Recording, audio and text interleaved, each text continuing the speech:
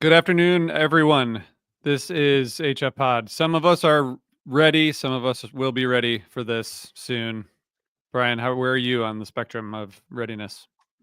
I'm ready. I, do the thing I do. I webcast all the shows, go to some of them, re-listen to all the highlights the next morning, come up with some ideas, some thoughts, share them with people. Some people give me the thumbs up, some people give me the heart, some people write, paragraph responses about how I have no idea what I'm talking about because I wasn't there.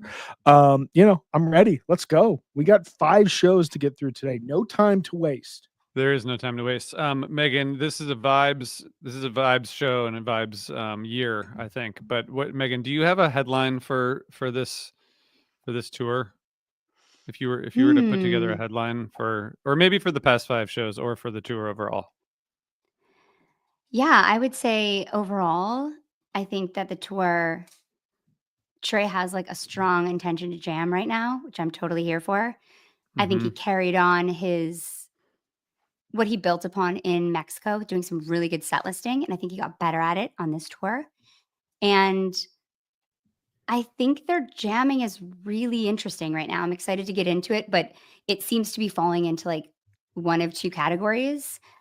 More like a classic peak jamming with some cool stuff after, but most of the time spent on building to the peak, or a lot of times like a repetitive looping groove jamming. So that's what I heard a lot of on this tour. But yeah, I mean, I thought really, really great tour, especially The headline's those still San Fran going. shows. Is this Yeah, still this is the a long. I don't headline? really do headlines. That's not really my This is a vibe. Sorry. wild long should've- headline. NY Times opinion. I shouldn't have thrown this out. I shouldn't have Sentence. thrown this out there, guys. But I did. Too much? I didn't thought know it I'd get in trouble on this podcast for talking too much. I think it was fine. Brian, what's your headline? Fish doesn't give a fuck about your Hall of Fame. I like that. That's it. That's the headline. That's a good headline. That is a good headline. Good headline. There's sub headline here. This is where you can actually talk about. You point. Oh, okay. Thanks. Is that how you do it? Point. Got it. I knew you'd find a way to keep talking. There's like elements of nostalgia here. There's elements of, like you said, Meg, there's like these new kind of risks and patterns that are emerging. I don't think we had anything that was like, I was trying to think about this tour in conjunction with like the spring from 2 years ago, because obviously same location, same time of year. I feel like that tour, there was so much shock value, especially with the tweezer and the simple. This didn't really have that, but like this is akin to being a fan of a sports team that wins multiple titles in a row, where you get into year 2 and year 3, and there's like a lot of nuances and a lot of weeds, but like if you're slightly removed from it, you're just looking at a team's performance, you're like, wow, that is incredible stuff. And you think you're going to be on this high forever. Like as a kid, I thought the Chicago Bulls would just win every single NBA title. And then I didn't realize it didn't go that way. And we're in that time with the band right now. Like, I don't know really how to differentiate 23, 24, 25 right now, because it's all just this continuation of such good fish. Maybe it's not new fish, RJ, but it's really good fish. Yeah. Consistency is the new evolution, right? Yeah. I mean, that's the headline. There we go. Okay. See? I got there. Finally. It just takes me a little bit. We just had to workshop it a little bit. Okay. We got 5. We got 5 shows. Guys. We got 5 shows to talk about. We're gonna make it through, which means for a quick hit, that means each show we can't talk about for more than 1 hour. So we got to get started. Perfect. Brian, they started with 2 shows at after the ones we already recapped. Since we last talked, let me just say it that way. They started with 2 shows in San Francisco at the historic Bill Graham, whatever it's called, Civic Auditorium. Civic Auditorium. Come on, that is an important part of the title here. The Civic. Well, that's why you were able to say it. So, okay, we got the first night. I know about the second night because I had to recap it for Jambase, or I had the pleasure of recapping it for Jambase. So I know that one because I had to pay close attention. But the first night, both these nights were really strong. But where do you start, Brian, in terms of the San Francisco kind of 2-show run? I think this is the strongest run of the year so far. I think that this is kind of going to be the benchmark as we go through the remaining runs. Whatever happens in fall, whatever happens in winter. Obviously, we know summer tour. I think run as in any 2 show or more combo. Is that what you mean? At the same venue. Yeah. Cool. So like this, Seattle, Mexico, MSG, so on and so forth. I think this is the best run at the same venue, multi-night run since Dick's. It just works. Set list works really well. You got these like classic moments, Buried Alive, Mike's Groove. Even though the Weekapog is like hilariously bad, it's actually like kind of awesome in its badness. A huge Haley's Jam, the longest Haley's Jam that we've heard since 12/7/99. The return of the BGCA Power Hour in set 2, an excellent straight but excellent fourth quarter, outstanding encore on night 1, and night 2 kind of picks up on that with simple kind of throwing back to the Mike's Groove, jamming into Punch, a return of the Gumbo Jam. Like we'll get into all of this, but like I think a gigantic tweezer. Like it's just you have all the elements of a big blowout Phish run here. Maybe aside from gigantic bust outs, but you get a few rarities and Punch You in the Eye and the Well. It just felt like Phish was playing with ease. There didn't seem to be a lot that they were trying for. They just jumped on stage and everything from afar seemed like it just worked. I loved these 2 shows. I loved webcasting them. I loved re-listening to them. They contain probably my favorite jam of the year so far in Ruby Waves. We can get into the nitty-gritty and the details, but I'll pause and throw it to Meg for her next headline. I'm not good at headlines, but I'll tell you what I thought about these shows. I love these shows. These are like the classic quintessential Phish show. I feel like they have perfect set lists. I think it's interesting when I was looking online, people have night 2 rated a little higher, but I loved night 1. I think mostly because of Ruby Waves. This is the most compelling jam I've heard them play in a long time. It's has the most incredible narrative arc. It's so effortless but intentional at the same time. And it is really a piece that sounds completely composed. They are so locked in the entire time. I've played this a bunch of times. It's absolutely incredible. But I think what really stands out about this show and the next night too is the first sets are really great too. I think you have a couple of these vocal struggles, like key issues, and like we've had a little bit of that with the whole run has had moments of flubs or issues with singing or landing the right key. But because they're set listing so well and because they're jamming so well and they're jamming in the first set consistently, I think it doesn't matter. I totally feel like that's fine if you're gonna go for it. If you're gonna set list perfect shows and jam, I don't care if you make mistakes, because that to me says you're in the moment still. You're not, trying so hard to play a perfect show. And I think that's what you're saying, Brian. They just had an effortless to them. I also think these shows stand out because the fourth quarters are good. And that is what has been sinking some other shows. Not sinking, that's actually really critical sounding, but has been not making some of the other shows as excellent as these shows, is that they're kind of falling into the same traps of playing songs like 2001 or a song that just doesn't keep the momentum moving. And I think this one is so good, this first night, because after they have the Ruby Waves, they have the cool down with Waste, but then they go into What's the Use, which is super cool and just a great use of the fourth quarter, and then play a celebratory Down with Disease.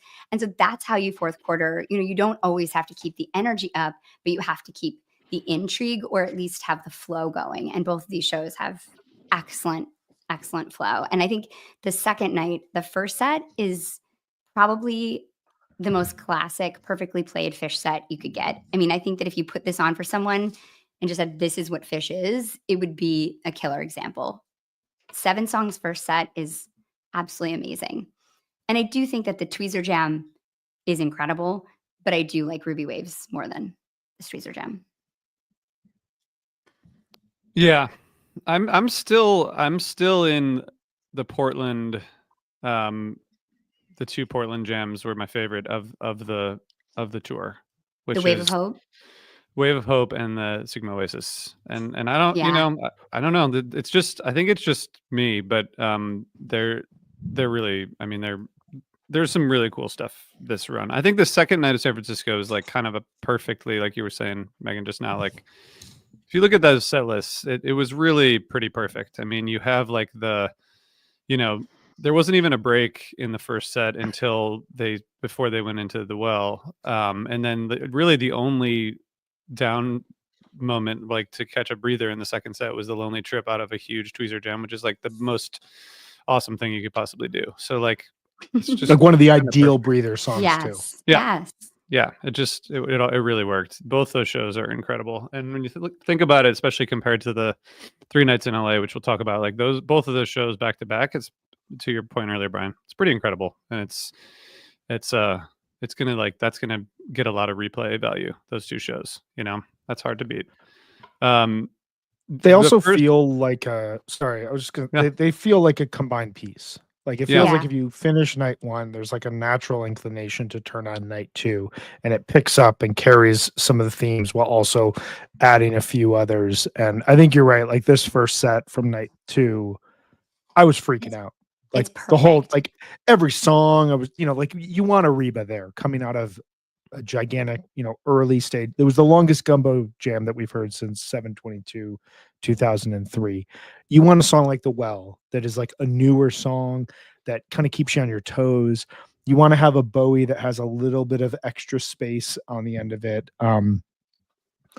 Nits can be picked over with, should the last 7 minutes of Character Zero actually been David Bowie? But Character Zero is one of those like classic set 1 closers. It's a good spot for it. So you have this like narrative arc through the run, which is when we get into California or the Hollywood shows, I think you lose that a little bit, but you definitely have it here. And having that in a week-long tour where the band goes to their third stop on the tour and just like they feel it right away, that's a special thing. Yeah. The one other thing I want to say about these shows too is I think that he's placing new songs perfectly. Mm-hmm.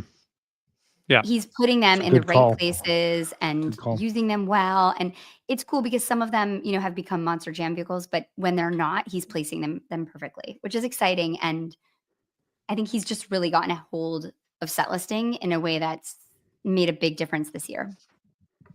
When you say he, you mean Mike? He's managing the sets really nicely. Yeah. No, actually, I mean Fishman. Sorry. Okay, let's go back to the set list, right? Fishman writes a set list, right? Okay, I thought so.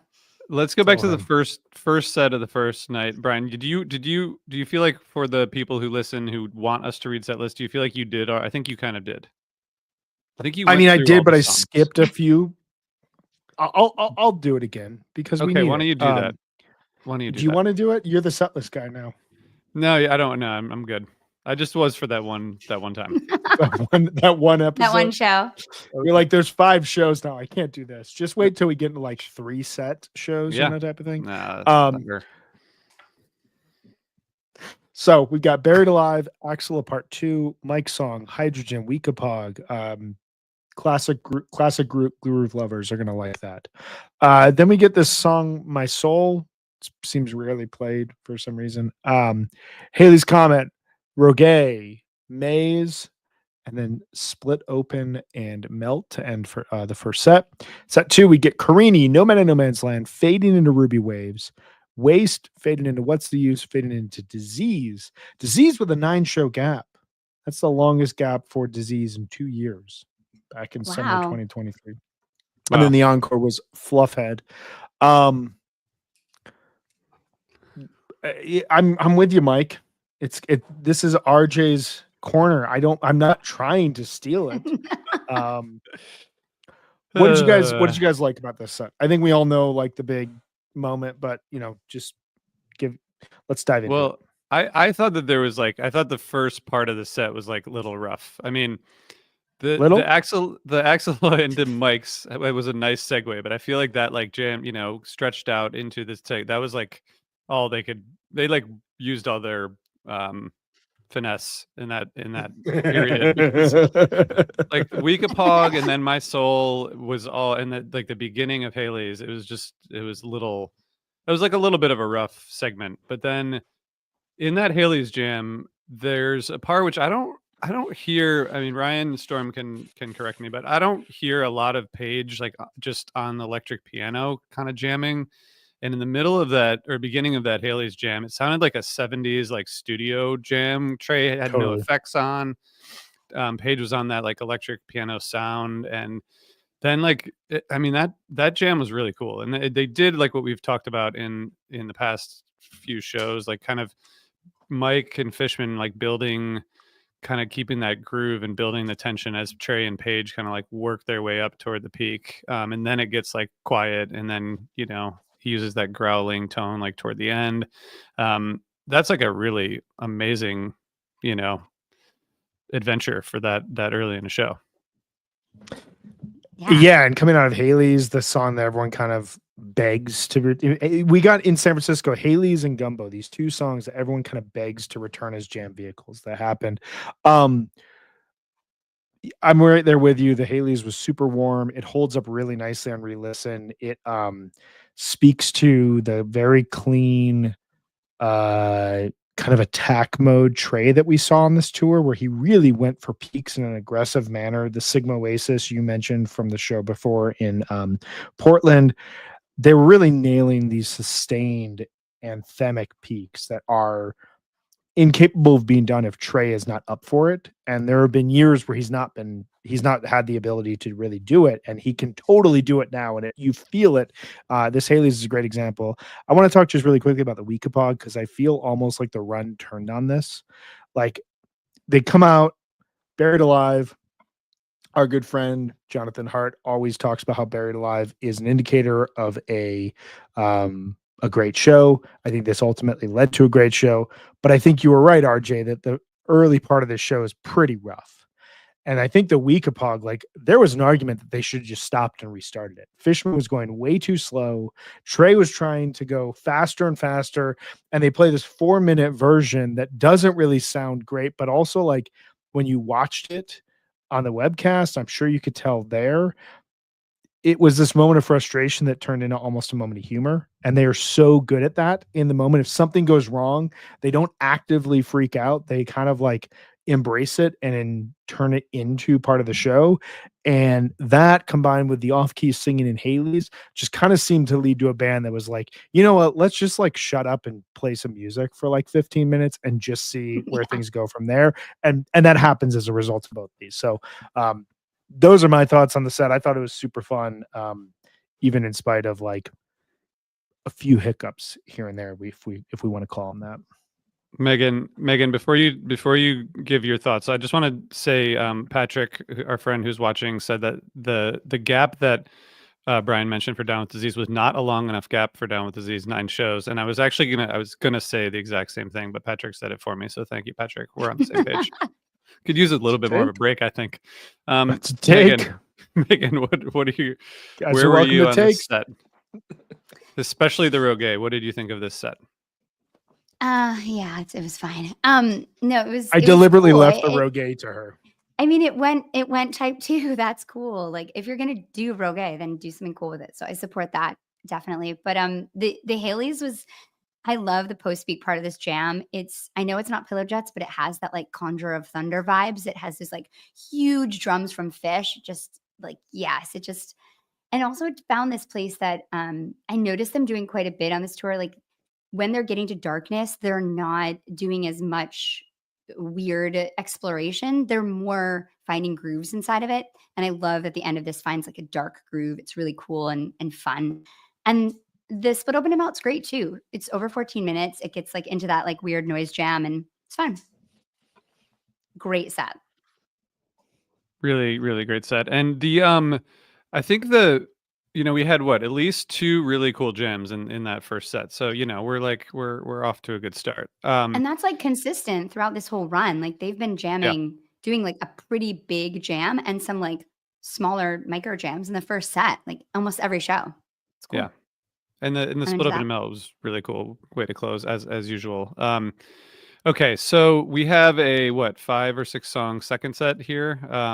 The what was the vibe going into this Carini? Because I listened the next morning, but Brian, did you stream it? Was were all the people in the front going nuts? Because Yeah, Carini everyone's always opener, going like you nuts. just go nuts. Everyone just loses their mind at the front, and they get camera cues so they It's know Carini. to really showcase it. No, everyone's loving it. Carini to open the second set. Carini is it's one of those songs that when it's played in an unexpected place, it has like even more of an effect, those initial Mhm. chords. And I think like it's a fairly regular set two opener, but I think it always kind of shocks the system when it happens. This one kind of reminded me of the Man version from 2 summers ago, in that it really connected around this kind of arena rock peak and just rode it for 20 minutes. There's not a lot of exploration here. It almost reminded me of the Sigma Oasis in the way that like we're just we're pushing and pushing and pushing, and like the peak is within reach, but then it's further away because we just want to like sustain and enjoy the build up to it. So like this is a jam that, if we're this compared to like the next two jams, is not something I will return to as much, but I think like especially if you're in the room, I've always heard that Bill Graham is really loud because of the way that the room is constructed and like the size of it. Um Having it be the jam to try to keep me awake at 11 o'clock on a Tuesday night, like it definitely did that. But it kicks off this hour of music that, as you go on, and this is something we've talked about a lot, when you get that first big jam to kick off a set, the successive jams, it's a little bit easier for them to get to that weird space and to get to that Mm. creative space. And you really hear it about halfway through this No Man and No Man's Land, where Trey almost kind of like creates a song in the middle of it. And it's like a whole new jam at that point in time. And then that builds for the next 7-8 minutes and goes through some really crazy segments where we start to hear some of these effects that we're going to hear throughout the remainder of the tour. That goes into Ruby Waves, a song which the song portion seems to be getting shorter and shorter. It's like 2.5 minutes long now, and once it's over, there's no like 8-minute sustained solo and then we get to the jam. It's just like Trey changes keys and we're off and running. And I want to leave you, RJ, to make the description of the middle part of this jam, because you said it so well in our text thread on Thursday morning. Um, I will just say, emotionally, this jam hit me. Cerebrally, it hit me. Like this jam just has everything for me. And I think to your point about the Wave of Hope, this to me sounds like the band taking some of those weird elements that are in the Wave of Hope and repurposing them a little bit more towards a more melodic and slightly more straightforward jam. But you don't lose the experimentation that made the Wave of Hope really exciting. But I'll leave you to explain the middle 7 minutes of it. Well, all I said, which Megan, you posted about it today, so you have thoughts about it too. I just said that the riff that he was playing was like heart wrenching and beautiful. There was something about it that it was like if But you compared it to something specifically. Did I? Fuck. I can say it because I You have to remember it. tell us, Brian. I'm letting you have the credit here. You compared it to the solo from Bug, which I thought yeah, was I a did. really, Yeah. really heart wrenching and beautiful. Totally the same. Like it's not Bug. Yeah. It's not in the same key, but it has that feel that a song like Bug has. But what is so interesting about it is that when you find that type of riff and that type of build midway through a jam, it's more of like a shocking sense of kind of emotions, whereas like Bug, to expect that at the end of it. Like that's what the song is designed to do. This you stumble upon it. It just makes it a little bit more exciting. I think, and any guitar players who are watching, there's something that Trey's doing there, because like you were saying, Brian, it doesn't just build to like a typical Bliss peak. There's some element of like the whatever mode he's playing in. Like there's some element of it that keeps it kind of slightly melancholy while he's still like building to the peak, which I think is really awesome. But this is what they've been doing, is that they've been shifting tone on top of the Bliss peaks. And so it it shades it in a way that is different and really sophisticated. It's a good way to put it. Yeah. So the Ruby Waves, Brian, did you say that's your favorite jam of the run? It's my favorite jam of the year right now. Year. I think God. that has the so my tier 1 jams of the year are the Fuego from Mexico, the Golden Age and What's Going Through Your Mind from Seattle, the Chalk Dust and the Light from Seattle, the Ruby Waves, and then slight spoiler, but the Light from night 1 of Hollywood Bowl. This, if I were to like rank within there, this is preeminent for me. This is it. Yeah. I mean, same for me. This jam, I mean, what's cool about it too is its placement, because it has these two kind of almost warm-up jams, and that sounds a little offensive, but this No Men is, I've gone back to it a bunch. It's such a good jam. It's kind of destined to be overshadowed by this Ruby Waves, but like you were talking about, RJ, that mournful kind of feeling. Trey's doing those sloping riffs in the middle. It's like, and he's playing in the middle of that jam. And I've never heard him do anything like that. And it's so kind of arresting. It's a really incredible jam. And then just to have them go into this Ruby Waves. But this is my favorite jam too that I've heard in a while from them, definitely all year. And it's hard to explain what's so great about it, because I think it's like I was saying earlier, it just has such a narrative arc to it that it gets so deep right away. Like, it's so sophisticated and textured. Like 6 minutes in, it feels epic. And that takes bands so long to get there usually. But there's just this flow throughout the jam where there's no clear section. It doesn't feel like they end one section and move into the other. It has such a continuous flow to it that to me, it just felt like a journey that's what I always want in these monster jams. And this one felt like an effortless journey in that way. Yeah, that's like a real. They were really, whatever Trey was doing that night, it really worked. He tapped into the San Francisco historical musical vibes, brought it alive. It's pretty amazing. I mean, San Francisco, think about it. It's gotten the Shoreline shows in summer 21, the Chase Center shows in fall 21, the Berkeley shows in spring 23. I'm trying to think of anything else between then and now, but like four of the best runs that the band has played since the pandemic have all been in the Bay Area, which shouldn't be that surprising, but it's also just like, maybe just like accept the high housing prices because you're going to get good fish. Yeah. Okay. So then they encored with Fluffhead, which was really well played. And I do think, as we talked about on the previous episode, like Trey's acoustic tour is clearly, there's clearly a lot of practice into these songs because he's really playing almost all of these songs like really well. Like that's why he's demanding faster pace from Fishman. He's like, you can't play Weekapog like we played 2 years ago. Like, come on. I just want to say Fluffhead in the encore is one of my favorite spots for it. Like, it's takes up enough space. It's like you get to fully focus on the song, not have to it's amazing. It's a little journey. It's better than like two random songs. Yes. Yeah. It's pretty. What a great encore.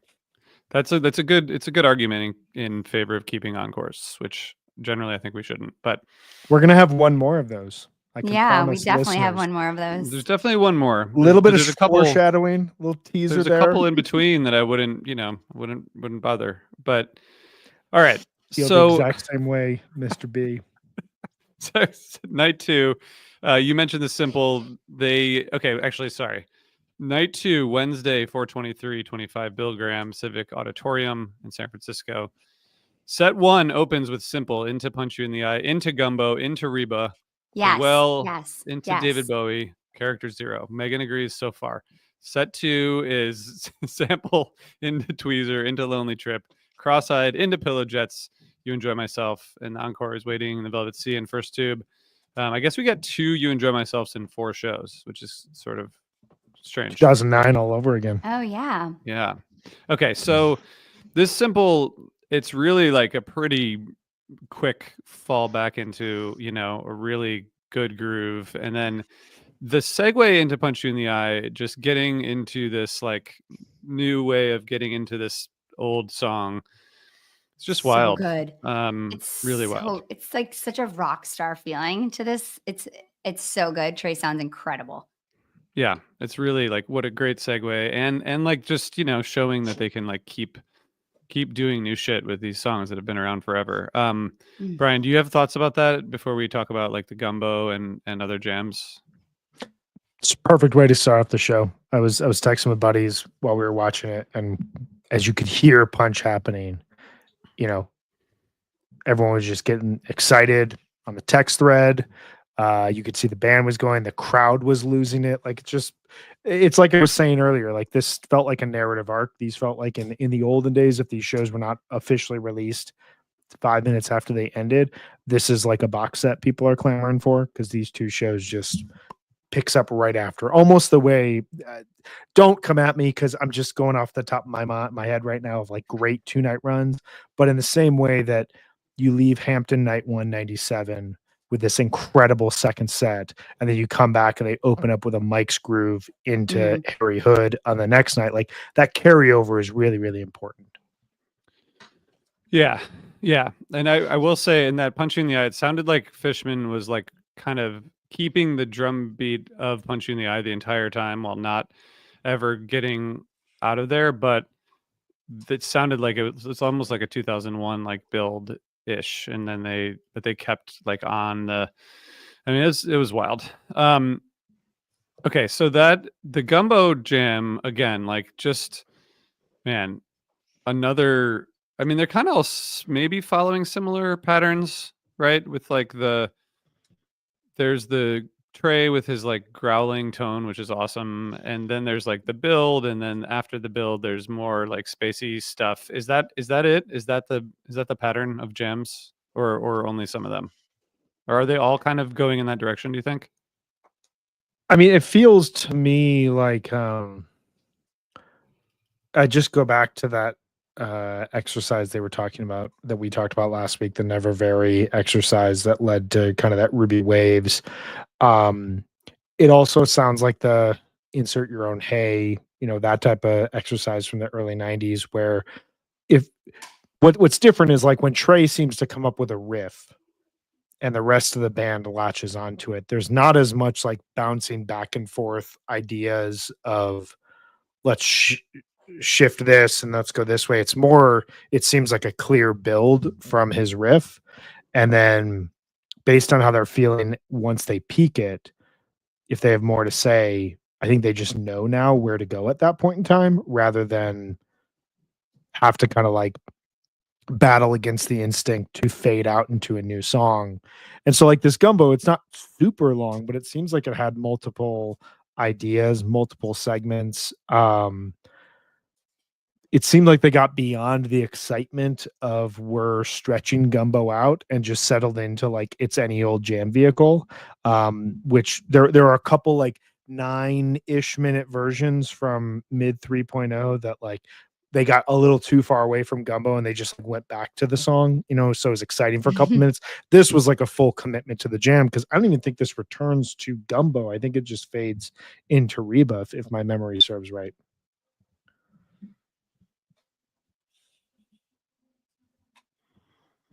I don't know.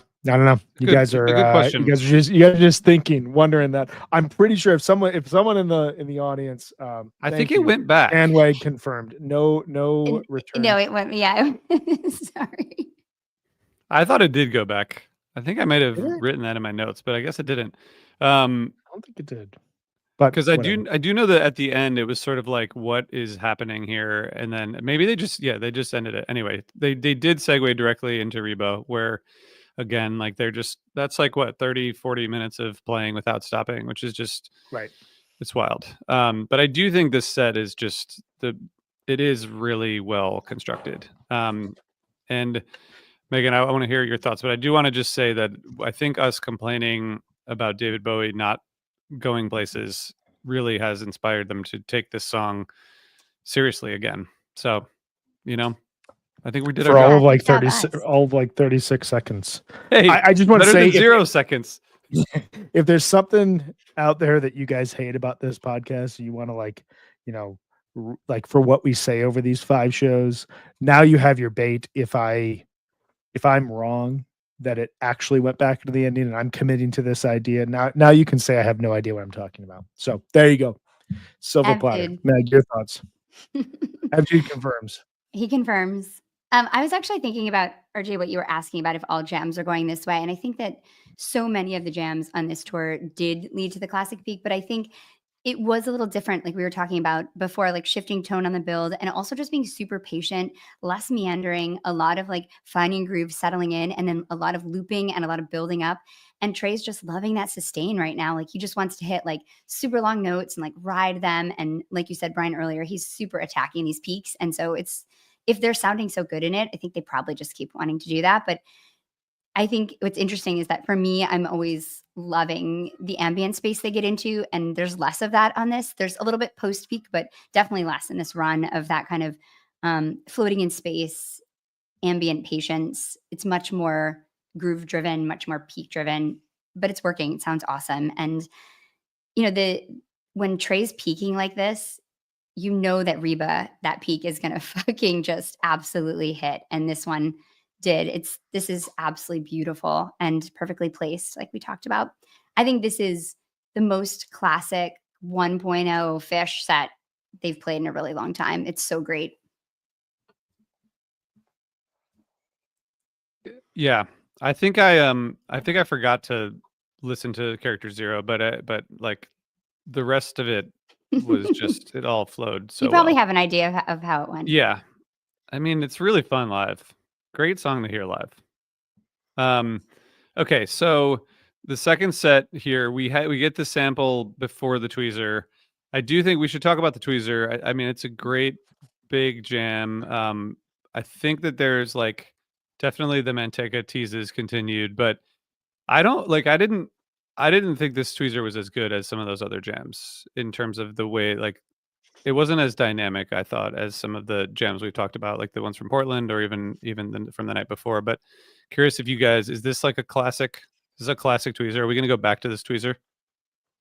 Now, to me, it kind of passed me by, to be honest. Like, it's incredible the way it builds in increasing intensity. It has a huge driving beat. It's got a strong attitude.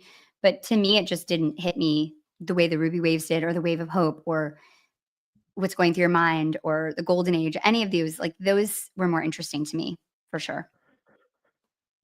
Yeah, I mean, far be it for me to pick any nits about a 30-minute jam. Like, let's just be real.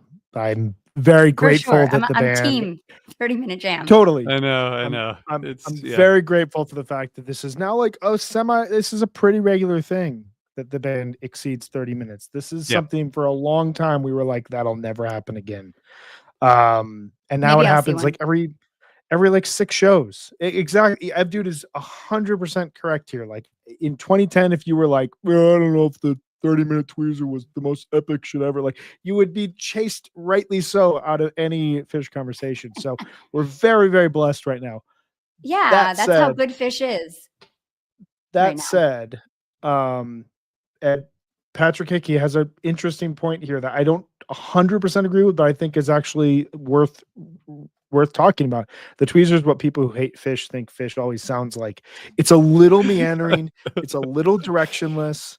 It stretches over this long period in time that, like, I'm sure if you were a casual listener, you would just kind of be like, okay, what's happening next? It reminded me in a way of the Alpharetta 2023 29-minute tweezer that kind of just it's tweezer for 29 minutes. I do think that this had a really cool segment like around like 15 to 23 minutes, so like kind of midway in the jam. There's some really cool ideas, but it felt like let's just play tweezer. Why not? Screw it. I think this let's comment from Avdude is pretty good. Pretty Trey heavy for nearly 30 minutes. Not that there's anything wrong with that. And I agree.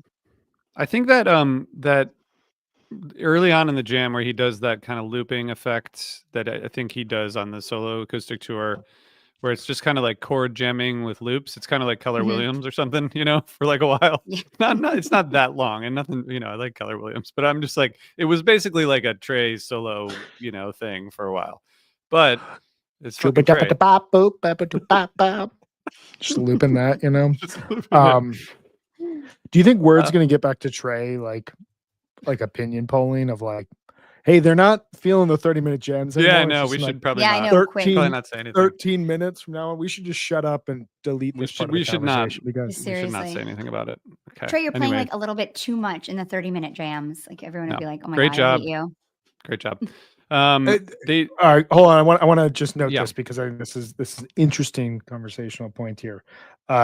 Cools _TBM. All of these are 4.0 tweezers, are head and shoulders above the San Francisco one. 417 from Berkeley. I would agree with that. That's a 43-minute one. That's amazing. 8121. That's the crazy Alpharetta one or Atlanta. I forget if it was either or, but with like the insane Fishman stuff, and you realized how crazy 4.0 was about to be. 9121 from Shoreline. Yes. 33 minutes. Amazing. And 81321. A tweezer that lots and lots of people have told me I have to love. I like it a lot. I don't love it, but it is a good one from Atlantic City. Oh, that was Well- a very fun one. God, when are we doing our Mount Rushmore tweezer? Like in like 5 years? I don't know how we're going to do Ryan's it. probably prepped for it. No, I don't know how we're going to do that I don't one know how because we're It's gonna so do this. hard. How could you We're- possibly? We need 10. We need like at least 10. Top we're 10. going to talk Mount Rushmore at the end of this episode because we have another one coming up, and one about like 2 episodes in the future I am just totally screwed on. So pin in that. Move ahead. We can't complain about a 30-minute tweezer, but we will. But same thing though. Put the post Like a t-shirt slogan. What? We have the HF Yeah. Pod logo. We can't complain about a 30-minute tweezer, but we will. But we will. Maybe we will because we're gonna make t-shirts soon. So That's just what put a that's pin what in we keep that. saying. I keep hearing that. I keep hearing that that's happening. The one thing I noted in the review I did for Jambase, which you can find on jambase.com if you want to read it, is that I almost thought I heard like a Mind Left Body jam at a point there, and then, but it like never really went in a lot of different. It was just sort of like there for a long time, which I thought was, again, I think we've covered it. But Landing and Lonely Trip, wow, Always good. What a idea. Perfect. great place to land. Perfect. Okay, so the Cross-Eyed and Painless Fishman again, like just on that the entire time, which I thought again was like another great jam. And I don't know, this whole Like Trey, fourth quarter anytime was you want to call 2001, just call Cross-Eyed instead. Cross-Eyed, or even that like the Pillow Jets, which was only like it was less than 10 minutes, but it was high energy and kind of like a lot of joy Yeah. before getting into To You Enjoy Myself. So I think 2001 can be like maybe just paused for a little bit or open set one with it. It's like the new Yeah, moment. exactly. Just like Yeah, just 7 great. minutes, Start off just do the something with it. Just, thing. yeah, not in the fourth quarter. There's a joke a couple of my friends and I have that like when a show is going a certain way, someone will just text A Life Beyond the Dream into 2001 into Totally. Golgi into Possum, and it's like that's the fourth quarter we're getting. This is Yeah. the antithesis of that. This is like Yeah, because I was just looking at it. So since the kickoff of summer tour last year, 7/21/24, 8/3/24, 8/15/24, 8/31 Dick's, 12/29 MSG, 2/1/25 in Mexico, and then here Bill Graham. Every single Cross-Eyed that I've just listed has been played deep in the second set, and it's a very, very interesting set listing choice that I am fully in favor of. I would love to hear a long 22, 23-minute Cross-Eyed again. I don't know if it's going to happen. They're getting a lot done in like 9 to Yeah. 15 minutes, and it also has this ability to just like blow up the energy and like shift the contours of what that show is going to feel like because they're throwing it here so late. So I'm in favor of it, and I thought it added to this show in a really cool way. it's like a shot of adrenaline. It's perfect. Yeah. That's in a good way to end. I'm not gonna they played an encore again. Could have just They put did. You Enjoy Myself for another 15 minutes and would have been fine. Straight to the curfew, don't worry about taking a break. But if they announced that during the vocal jam, would you listen to the vocal jam? We're not going to play the encore tonight.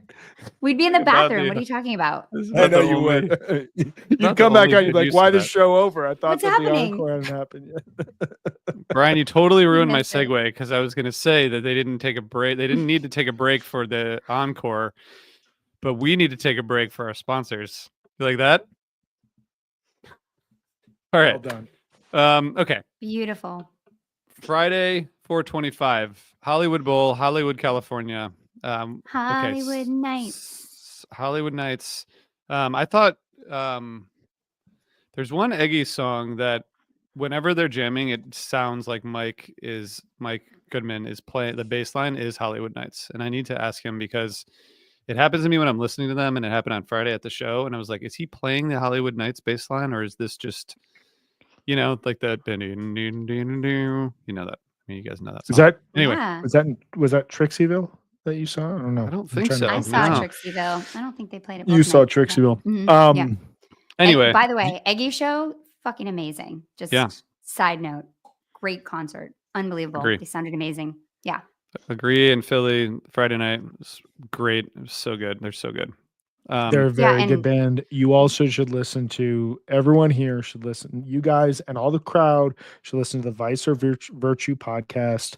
Justin Bruce, amazing stuff. Interviews with the band, deep dives on current runs, deep dives on old stuff. If you want any sort of primer, that is the podcast to check out. Yeah. And I was on the most recent episode. So check that out. You were. Yeah. Look at Great that. episode. Yeah. Thanks. It was so fun. Justin's amazing. And it's so fun to like learn so much about Eggy. And I was blown away by the show. I'm not going to go off for too long, but I will say that talk about flow. That show had unbelievable flow. And they brought out Hamilton Lighthouser and sang Violent Femmes and Warren Zevon. So it was just killer. Yeah. And I brought They're 3 great. people that didn't know Eggy and they were all had their minds blown. It was exciting. That's awesome. That is exciting. They're having a moment. Yeah. They're so Do it. good. Brian, I think the jam was maybe in Northern Lights when that happened. That is probably need my to- favorite Eggy song. So that's cool. I love it. Really? And Mhm. okay, well, and also Hollywood Nights, what a great cover. Goose fucking kills it. So we The got Goose and best. I Eggy love that. covered. Do you think Anything Rick was else? like, can you just like not do Hollywood Nights? Because we're going to play Hollywood Bowl in like 2026. And I would like to play that. So, Trey, would you do me a solid? And Trey was like, dude, I fucking took you on tour. I'll play whatever I want. Paige could do Seeger, I think. Crush it. Yeah, he would do great. Yeah, he would do He'd do great. great. I But love he that didn't. song so much. He didn't, and they didn't. Yeah, that's the best. We're Midwesterners, Megan. That's why Exactly. Bob Seeger Yeah. speaks to us. You and I As- once sang Bob Seger together. We did. We did. We there's sang- video we of that sang somewhere. moves. I think There's- I've there's seen a video of that. It's actually amazing. You guys sound great. Brian I sounds really totally want great. to Fist karaoke with you bumps guys. and- Brian, you Yeah. do sound great. I can get into the Seeger zone. I'll tell you what.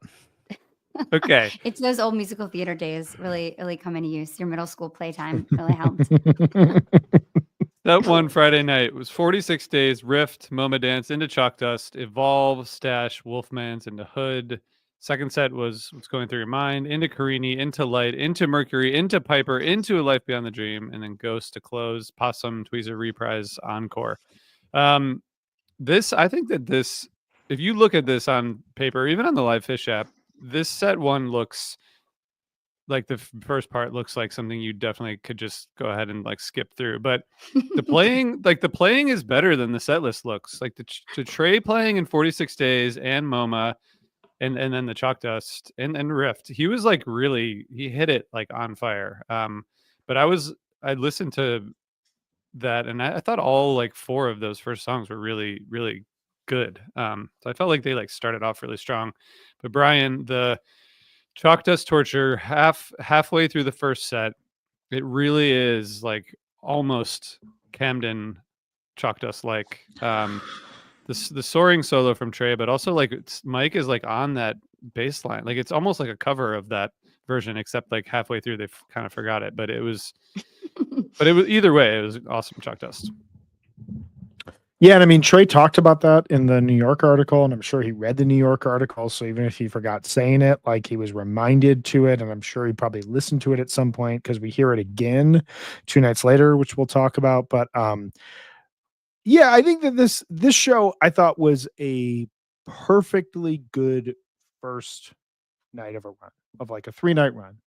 Nothing insane, a lot of fun, some really great song selections. These two classics, Chalk Dust and Harry Hood, being played in the first set, something that for the former used to be pretty standard. And now it's like, whoa, Chalk Dust Torture midway through set one. Holy crap, what a weird spot. Harry Hood hasn't really been featured as a set one piece much in its career. And so having it close out the set here just added a little bit more than like if it had been, like if you had thrown, I know they had just played it, but like if you had thrown Fluffhead there, that's a fairly that's closed out a lot of set ones. Harry Hood doing that just added a spark. I thought for a Friday night hanging out watching this show, I had a great time. Didn't really go too far off the reservation aside from the Chalk Dust Torture, but really fun little first set that kind of just sets the table, you would think, for a run to build off of. Yeah, some really nice playing too. Like 46 Days got that like blistering little peak, and the riff is really, really well played. And it's a hard song to play. But yeah, the Chalk Dust you talked about, it's killer the way it ends right back in the refrain is so perfect. The Stash is like a pretty jam, but I really like this Wolfman's. It's like super funk clav. It's kind of a sophisticated cow funk take. It's really growly and kind of monster. I love when they were finding that sound throughout this whole tour. Just dance heaven. Loved it. And yeah, the Hood is perfect. It's contemplative, stunning. It's beautiful. Really nice first set. After I saw this first set, I was like, okay, this show could go places. Megan, how do you feel about what's going through your mind that's only 6 minutes long, just to open up set 2? Well, I think that's going to be the rarity from now on. What has this song been played 10 times or something? And it's always, I think there's only 2, it's been played 8 times. And there's only like 1 or 2 times that it hasn't jammed. So it's definitely a jam vehicle. So it's fine. Trey just can't wait to play it. He just wants to play it all the time. And I think he's messing with where it goes too, but I think starting off the set's good. Like this. There's a lot of repeats in this show. I think the next night is when they start to open up the catalog a little bit more, but they're playing a lot of songs they've already played on this run. But this Light is fantastic. And making me feel a little bit like our Rushmore episode is maybe, I don't know. I think I'm a little on the fence if this is better than 12:30:18. I don't think so, but it's pretty close. This is a fantastic jam. Brian, I know you have thoughts on the Light. I just want to say that about 5 to 6 minutes into the Carini, after what's going through your mind, so again, the second Carini in 3 days or 2 days or whatever it is. There's a little riff that Trey starts playing. It's like, I feel like in a lot of these jams, he's kind of like you said about the whatever I loved from this show before. He kind of is inventing these little things on the fly, and in the Carini he lands. He lands on this really cool riff. And then, I mean, I think the Light is where the action is, but it's definitely worth like listening to, but Brian, this Light made your tier 1 list. Yeah, I think that this Light is unquestionably, to my mind, the strongest moment from the Hollywood Bowl weekend. One of the stronger moments from the tour. The band seems to lock in a way that like another jam segment I liked a lot, the Chalk Dust Into Light from Seattle Night 2, feels a little bit more melodic. This kind of gets into that weird deranged space we talked a bit about last week that wasn't there as much during the first weekend of the tour, and really just showed that like, okay, this band isn't like falling into one stylistic choice. It's when they connect, new ideas, new directions start to appear, and maybe it was easy for them and beneficial for them to play a lot of big peaking driving jams in the first weekend and get to a point here about a week into the tour where we start to get weird noises, weird ideas, weird rhythmic interplay between Trey and Fishman. If you think about like a summer tour as it would unfold, you would almost like, in my mind, look at the Ruby Waves and the Light as kind of benchmarks for where the tour is going to go. Here, to me, they're the highest point of the overall tour. And I find this interesting that, like, if you look at the second set, everything aside from A Life Beyond the Dream is a current or past jam vehicle. You know, so you open, and they're all used in very different ways. Like, what's going through your mind is played as the YouTube song, the free stream song. Carini, as you said, RJ, it's got a really cool jam that made my overall list. The Light, amazing. Mercury, we get like the first well-played Mercury in what, like 4 years? Like, they actually really nail it, and then they treat us all to the first Mercury jam in a while. Piper rips, nothing crazy, just rips. And then Ghost as this kind of weird, is it becoming a set closer? Apparently, it works pretty well, following Life Beyond the Dream. So like, it's a cool set that, like, aside from the Light, I don't think it really like gets to the heights of the two San Francisco sets or Night One in Seattle.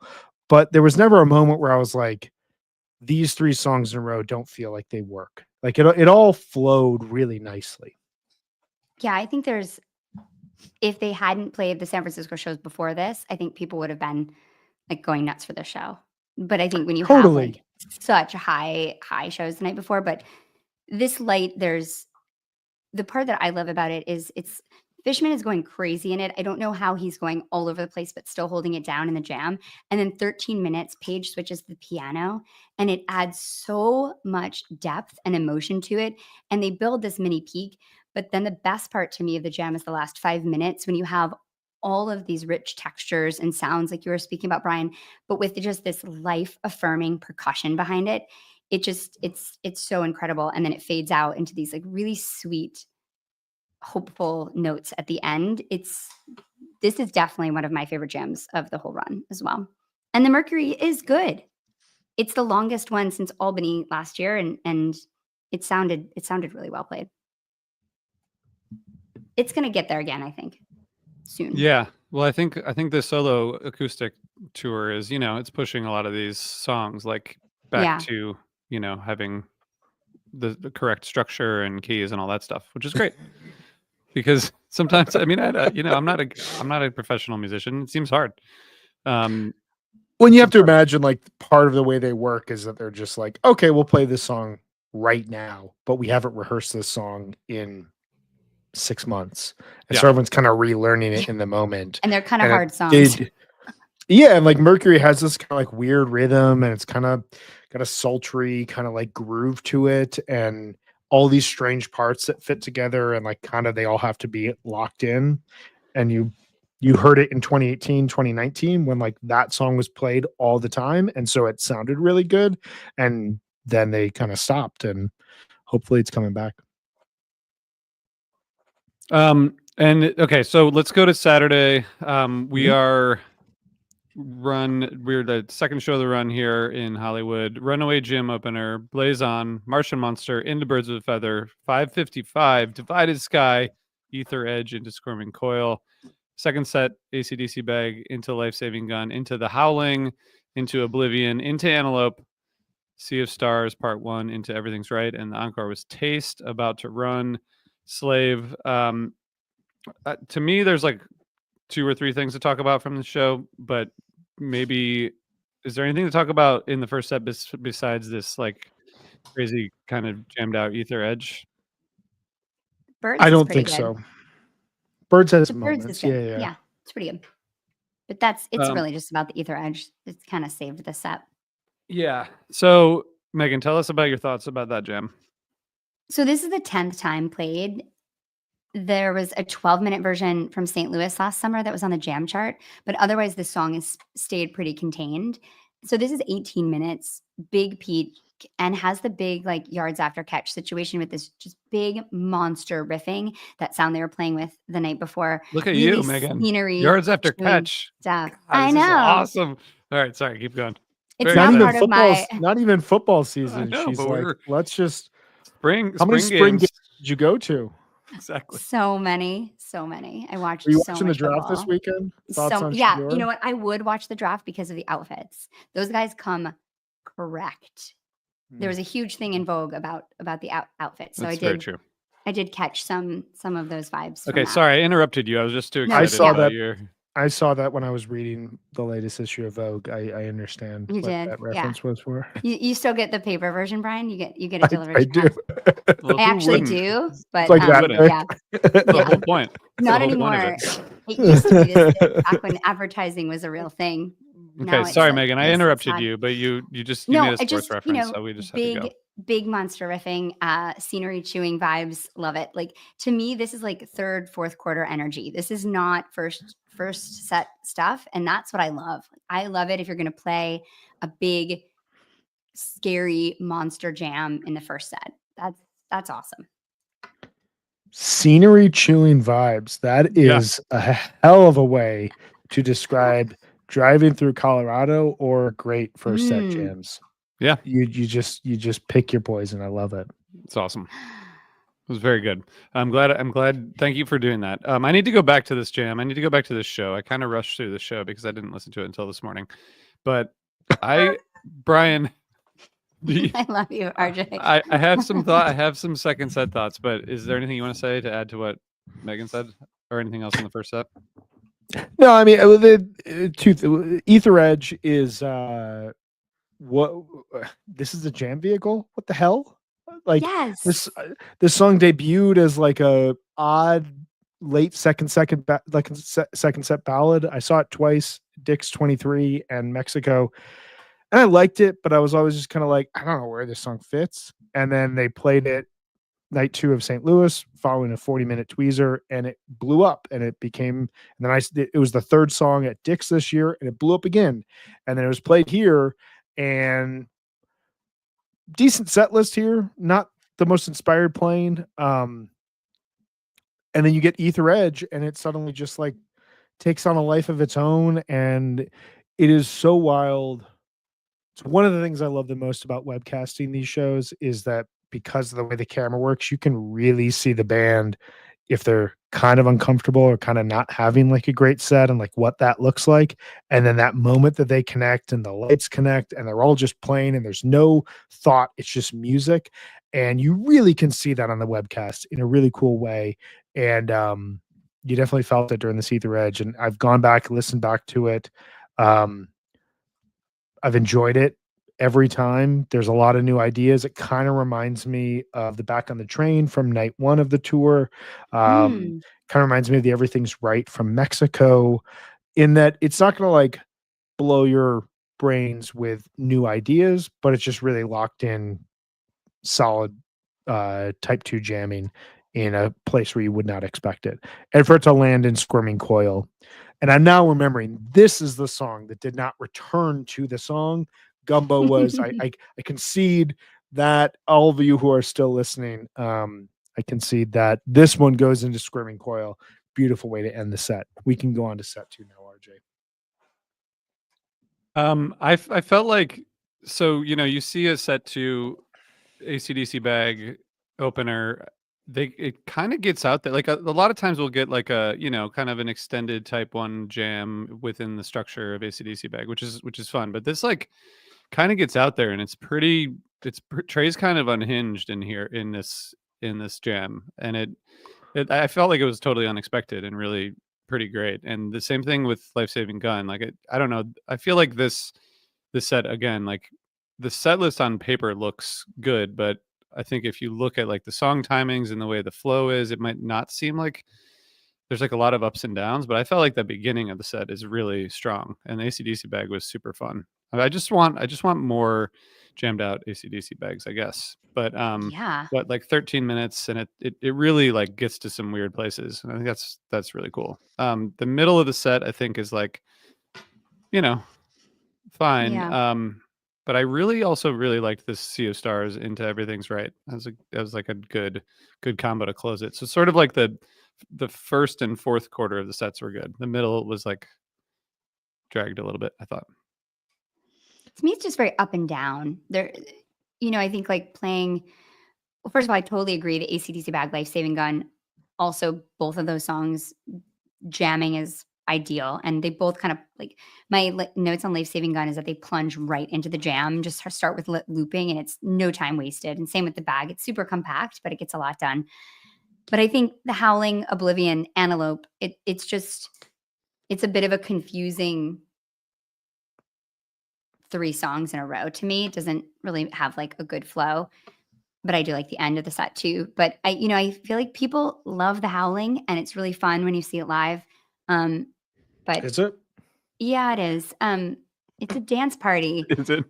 It is. But Is it's it? not. It's not like I think it's better to do something like open the second set with it or play it. I don't know. It's kind of like 2001. It's the new 2001 to me, and it can hit so well sometimes, and other times it just feels like a bit of a confusing way to mess up a flow of a set. And I think this set struggles with that a little bit. Like I texted you guys earlier when I was listening to it. Oh, cool! Everyone's howling again. Great. Yeah, it's like you get to that part of the set and you're like, okay, I'm good. Yeah. Getting the Howling and Martian Monster in the same set is like that's about the limit of gimmickry fish that I can handle. This set is interesting because I agree with everything you guys are saying. I think this is one of those weird sets that I didn't love during the webcast. For many of the same reasons that you're describing there, Meg. It felt very up and down. It felt like, oh, now this is the song that's going to go deep. In the way that like night one, we didn't go super deep until light and then everything locked in and there's no thought. And then whatever you guys play afterwards, it doesn't matter. This one it never fully got to that point where like it felt like something opened up and reached its full potential. But when I went back and re-listened to it, I actually liked it more than I did initially. So I don't know what to make of that. That happens sometimes. Sometimes weird flow ends up complementing a fish show sometimes. Mm-hmm. I agree with what you guys are saying though. The AC/DC Bag, I think the thing that shocks me the most about this show is that the AC/DC Bag and Life Saving Gun both get to really unique, complete musical ideas, but don't sustain them for the 17 to 25 minutes that we just associate with like the best fish jams at this point in time. So it feels very much like, and when listening back, it almost feels like listening to a peak 2012 show where you're not expecting a 20-minute jam. So you get a 13, 14-minute jam and it has a really cool section and you feel really good about that. And this felt like a throwback in that sort of way. I have a question about that, Brian. Can I interrupt you? Do you guys think that like it's almost like a problem for them right now that they can just lock in so quickly that sometimes they play jams that are excellent that are only like 16 minutes and everybody's kind of like because like if this set doesn't have a 20-minute jam and so many of these sets do, that it just kind of makes it not the best one. I don't know, like it's almost like it's to they're getting like faulted for being so good at jamming.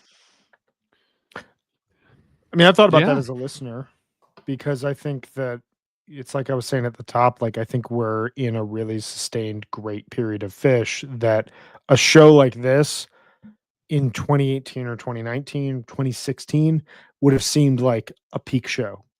And now it doesn't because the standard feels really high. Like the bar is very high in terms of how they've been playing for the last 2 years.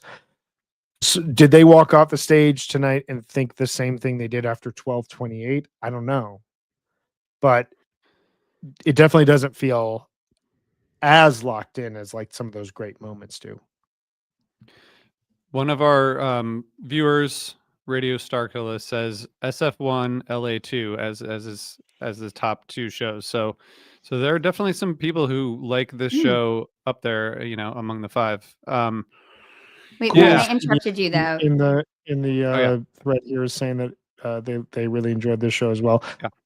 I can see, like I said, I returned to it and I had a good time. I enjoyed it more on re-listen than I did in the moment.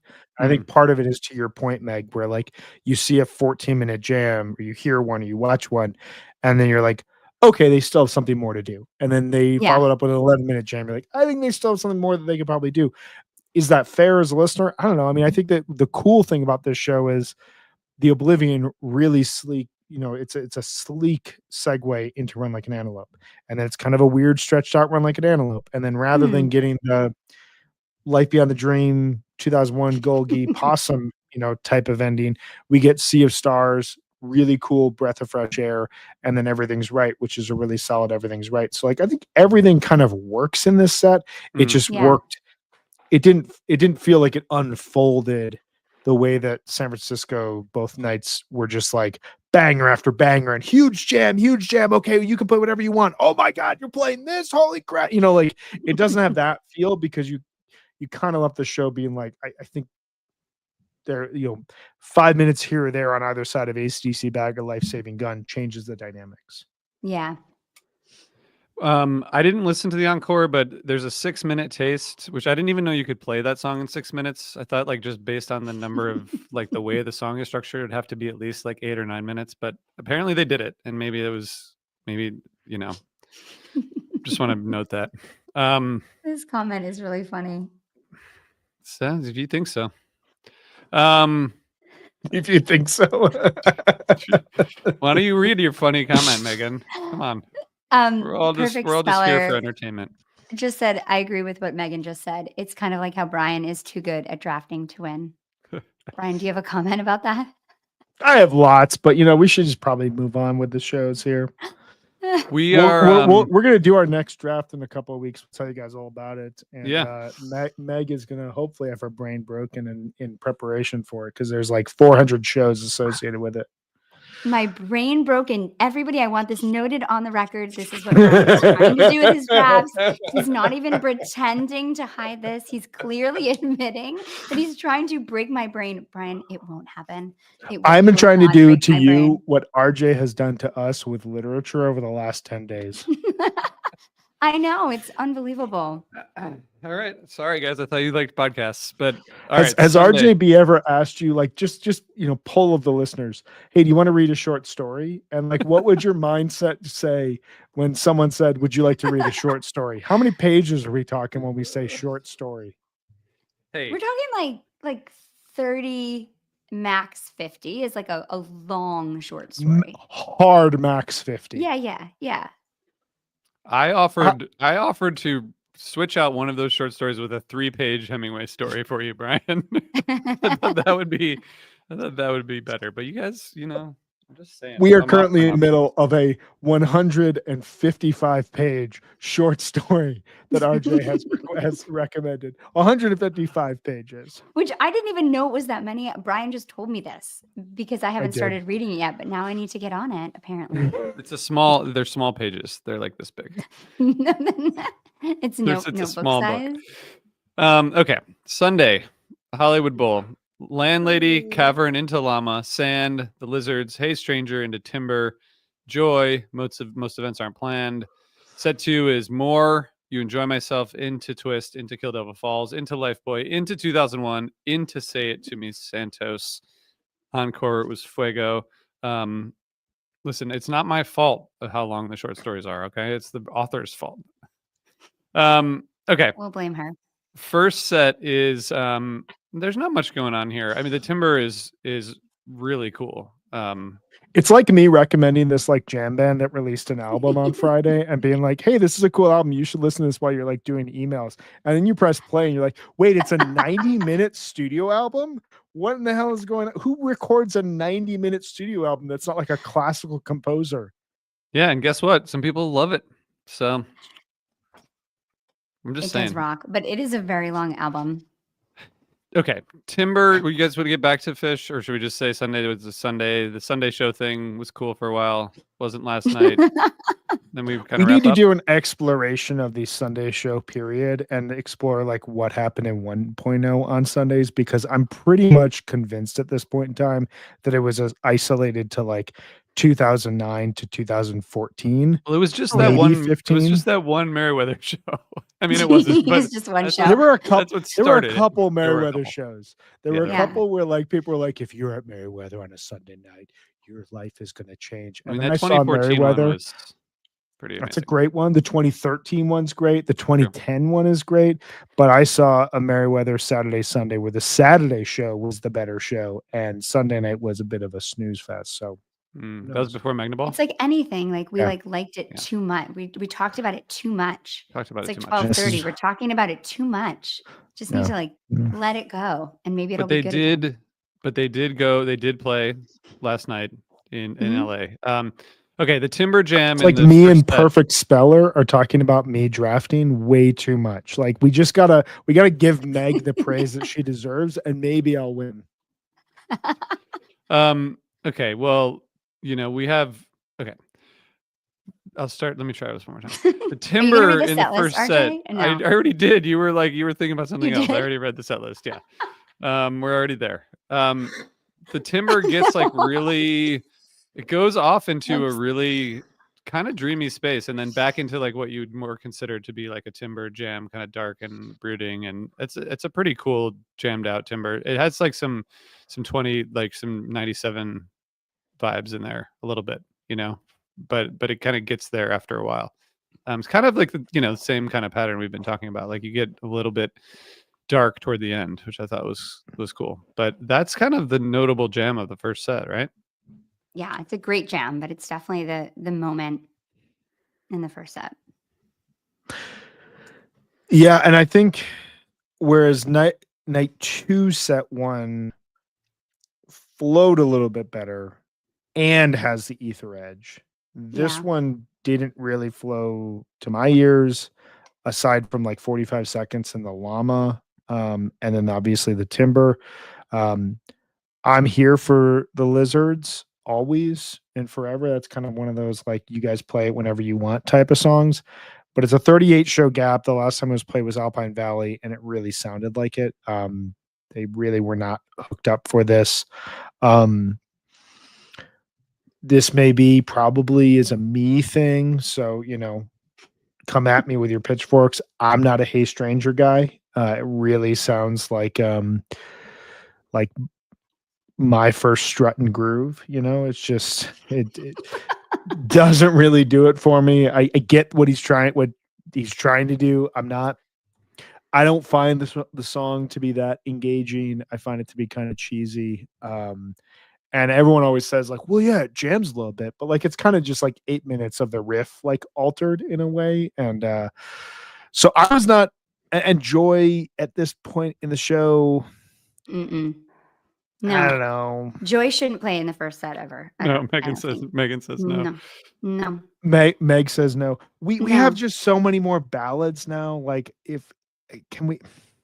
Miss You is the grown-up version of Joy, and I would much rather get that if we're gonna get a ballad here, or a throwback to a Fast Enough for You or a Billy Breeze. Yes, always.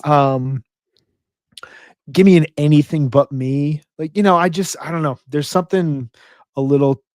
I understand why Joy was written. Don't come at me. It hits home to me too. Okay, I get it.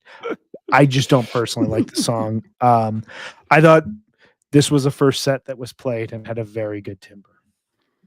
It lacks major flow. I mean, and I agree. Hey Strangers, it's fine, but I don't think he's found out a good place for it. And I was trying to think, and I don't know where that place is, which says something.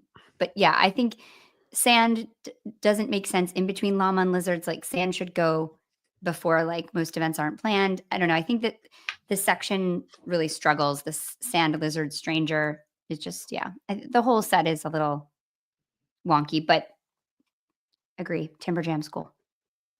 So finally, we hear more again for the first time since Mexico to open up the second set. Finally, it's been too long. I don't know how many shows it's been. It's been 8, only 8, but still way too long. I just want to say about more real quick. So I've seen it almost every time it's been played, apparently, according to Fishnet, which is great. But the second set more opener before the jam is so great. So I you love get that. 8-1-21 before the tweezer, 7-19-22 at the Man before a tweezer, kind of a tweezer fest set, 7-28-23 before Ruby Waves at MSG, and then this one, I think maybe that's it. But that's a pretty good track record and a great placement for this song. I think it's kind of genius, but maybe it's not genius, but I think it's I'm just glad they finally played it. And I just want to say, guys, so more, and then they played You Enjoy Myself. You know, do you guys believe in evolution? Are you guys like evolution people? Or are you more like the God created everything people? We perfected man and then man sinned. And now we are, no, I'm an evolutionary minded person. What are you talking about? I kind of like science. Like we had like tails, right? And then we didn't need them anymore. And so they went away. That's what I think should happen at the vocal jam. Like we had a vocal jam. It worked for a while. It was part of their life. And now it's not needed anymore. So we can it can be phased out. You don't need a vocal jam. And it's not, I don't want to hear this like it's classic, man, or whatever. Like you don't need it because the jam after the vocal jam here, if you just take out the vocal jam, you have a fucking awesome jam vehicle. Like you hit it after the composed part and then you jam for 20 minutes. What are we doing? RJ, can I tell you a funny story about that? That really, this is just hitting home for me because yes, I think it was I was watching the Mexico show a few years ago, streaming it with my dad, who is a big music guy, has seen Phish a few times, but not really into them.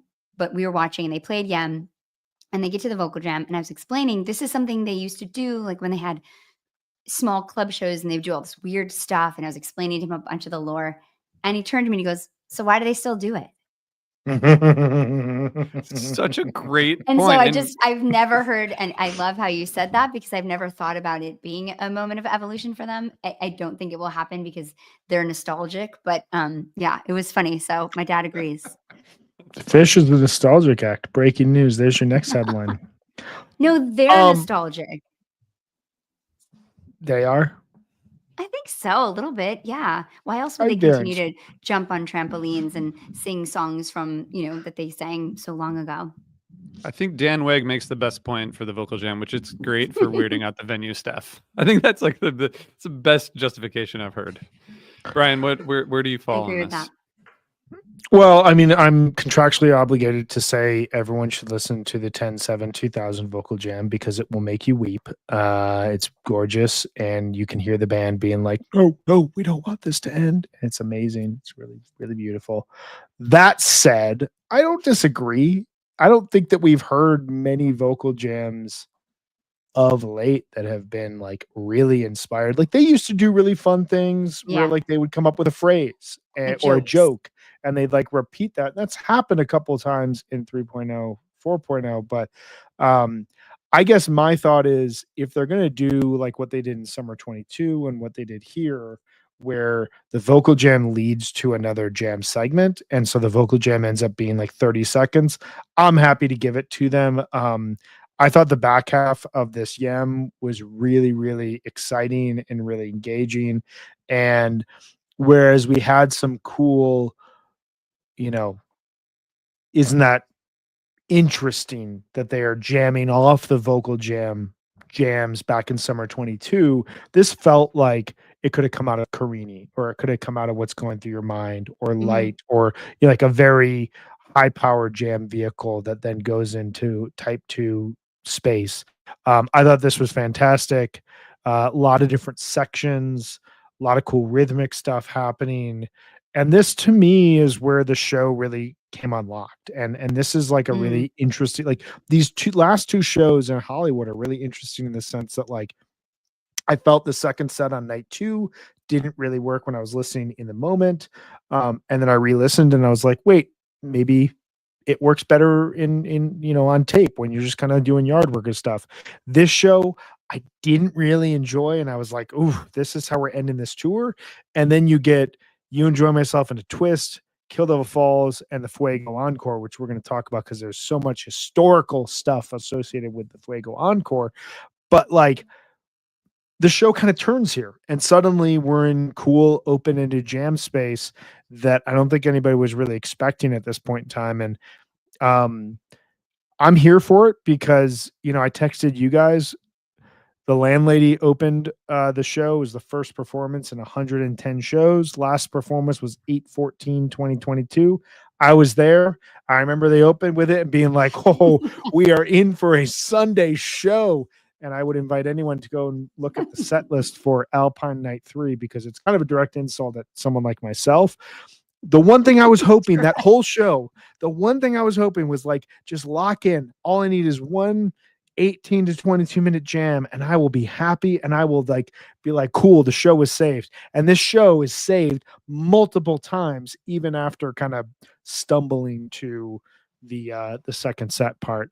But I dug the I know that's way more than you were asking when you asked if I like vocal jams or not, RJ, but you know, if you don't like my open-ended answers, you can find another podcast co-host. Okay. Wow. That's what I'm here for. All right. No, like, okay. Well, that was aggressive. Megan, do you have any other thoughts on this set? I do. This is the longest Yam since 1998. That's wow, pretty cool. That's And it. That is really cool. Paige to me is the MVP of this jam. It's so driving and interesting, but the stuff he's doing in the back end of that jam are just amazing. And I love this segue into Twist. It's so jazzy and breathy. And then the Twist, just they play the song and they get right back into that really jazzy space. And this jam's only 14 minutes, but it's excellent and really beautiful. And the Kill Devil Falls is cool too. Like space sounds, all these layered effects. It's really rich. I thought those two jams, I think you're right, Brian, the show really turned there, and it's great. Like the whole second part of that, or the whole first part of that, the middle, I guess I should say, of the second set is fantastic. And, you know, then they play a really, really great ballad. Lifeboy is always play Lifeboy. That's a great, beautiful song. And then they decide to play 2001. And according to Brian, one of the best songs ever written by Fish.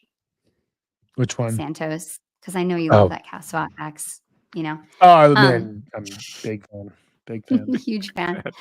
But then Fuego comes to save the encore, just like in Mondegreen Day 4. Huge, big Fuego. Yeah. I mean, they really did. They really did save it.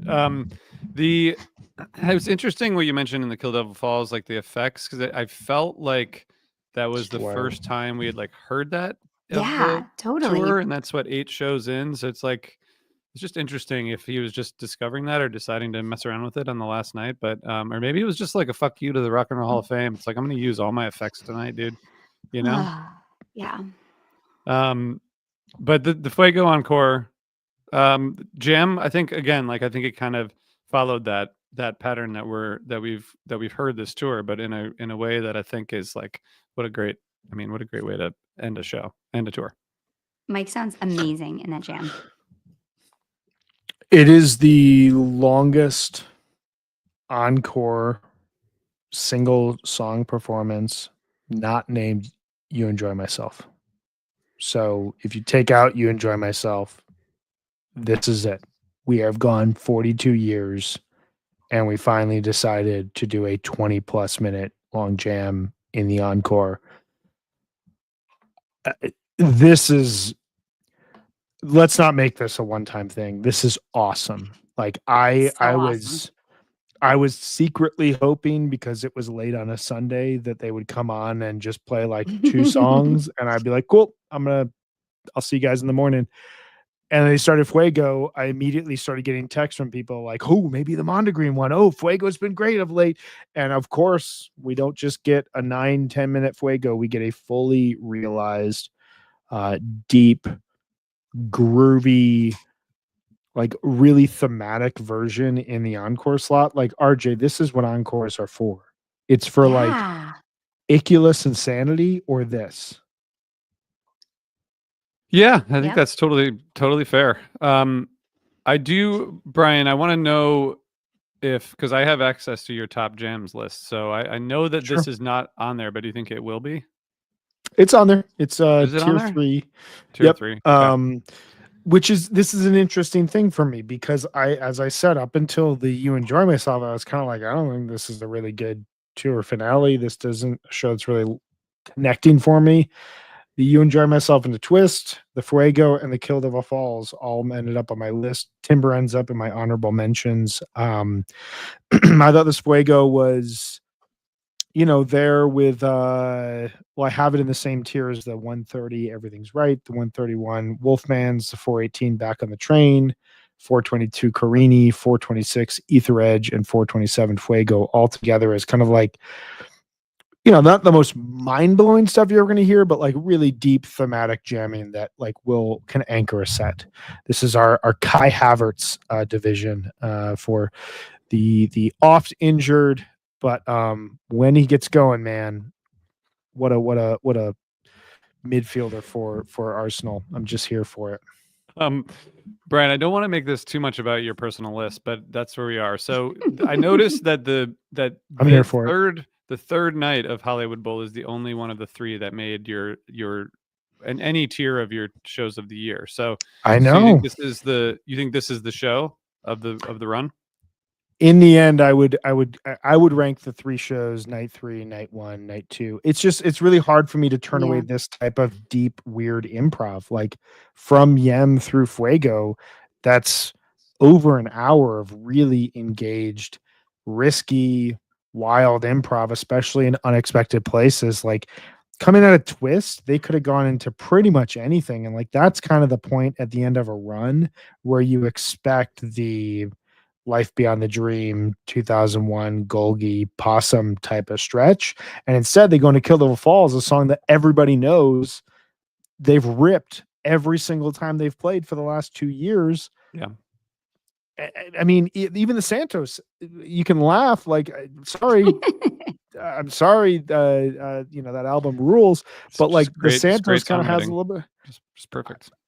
I think great We Are Come to Outlive. We Are Come to Outlive Our Brains is one of the greatest songs ever written. Say It To Me, Santos. That's insane. It's really not.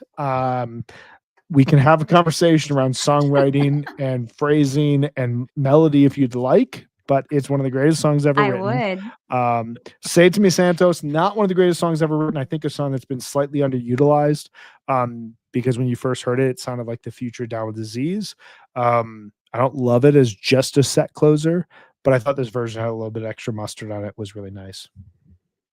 I think I put night 1 above night 3. Just because of the first set too. And the party. light. It's really fun party show. Yeah. And I think the light is so great. And I think that having the Chalk Dust, the Wolfmans, and the Hood in the first set make it pretty strong. And the second set's good too, but yeah. Yeah. But I think it'd be like 1, 3, 2, probably for me. Okay, so here's the deal. We have some we've concluded our spring tour wrap up. I hope that everyone enjoyed it. They were quick hits of all the shows, and they were quick. That's one thing they were. We are next week we are going to Brian, do you want to read that comment? Totally. Yeah, I love these kind of comments because like it makes me think about how I felt about like Chalk Dust Torture in the mid 2010s. This is from Matt Emmer. Imagine telling a Phish fan in 2010 that in 15 years the exciting song Phish will go to when they're feeling most connected is Kill Devil Falls. It's a very strange place that we're in, but he's absolutely right. Like I would point anyone to the Bethel and the what was it, Mohegan Kill Devil Falls? Were those the two? Yeah. Those were the two. Thank you. Especially the Bethel one, just like, and another example of, I think it was a Saturday night show, not super connected. And then they went to Kill Devil Falls and it was like, oh my God, everything is okay in the world. And come on. And this is a song that like I was telling Phish to rewrite a week ago because the intro is a little weird.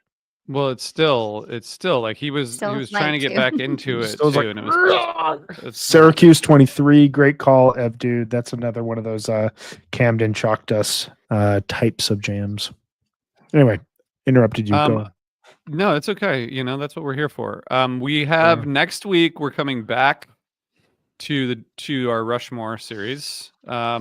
So we have I actually there's a voicemail that I'm going to play the next time we get together because it's about Rushmore and it's about someone ridiculing my opinion of some Mount Rushmore jams. So that will be fun. That you can look forward to that. But send us your just send us all your thoughts about the Rushmore series so far, maybe about No Men and No Man's Land, which we're doing next. Just send us voicemails because we like hearing them, and I will play the one. If you're listening to this hoping to hear yourself tell me that my opinions are wrong, I will play it next week, I promise. But we're gonna go back to No Men in No Man's Land. If you go to osirispod.com/Rushmore, you can vote on your versions. I will lead us through this galaxy. Really, it is a galaxy, that song. So, stay tuned for that. That's Brian, yours. Yeah. That's the song that birthed the Megan dance, just so you know. No Man? Mm-hmm. Which one? It's the best groove. I think it was an MSG in April, maybe. That's a great one. Yeah, and that's when my friends saw me dancing like that.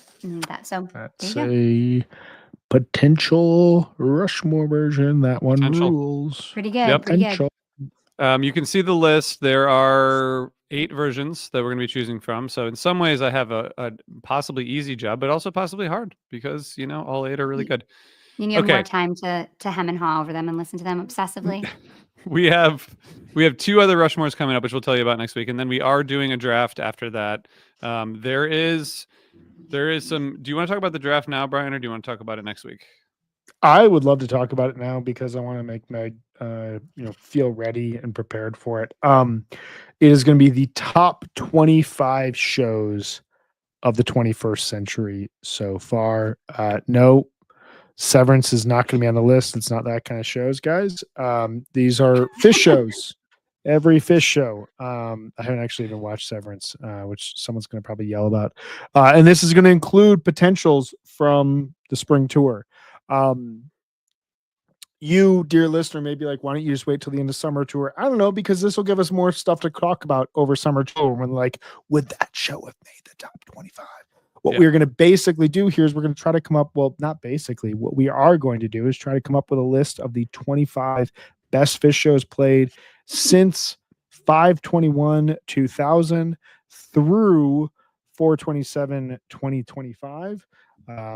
Everyone will have 8 picks, and then the last pick will be a consensus team pick. So we each get 8, you said? Okay. We each get 8, and so there are 3 of us, cool. So that gets us to 24. Yep. It's so cool. The list is coming together. Sorry, I'm learning about this with the audience, but so the list is going to be built collectively. That's cool. I like that. Yeah, so we'll still do the same snake draft. There's still competitive nature of it, so you do want to select the best shows, but and I think because we're basically making this list as a group, if you select a weak show, it will result in a lot of ribbing online because this stuff matters. We're trying to come up with a real pick here. Why doesn't Meg make a list and save us some time? Says ECW. Yeah. Fair. Hey, if you guys want a top 25 list with 24 7/15/98s, that's totally fine. You know what? They might actually, because people like that show, Brian. Unlike 12/196. Okay.